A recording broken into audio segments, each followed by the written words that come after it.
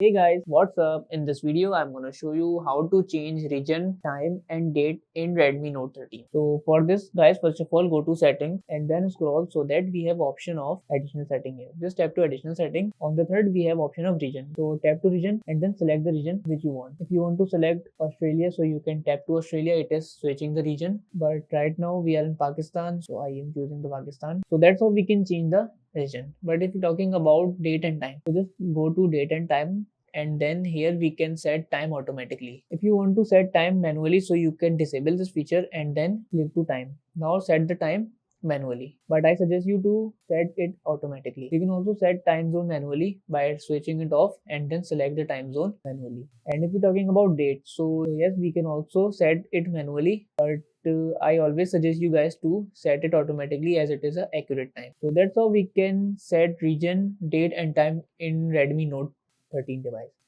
So that's it about the video. If this video helped you guys, kindly like the video and follow us for more tips and tricks. See you guys in the next video. Take care.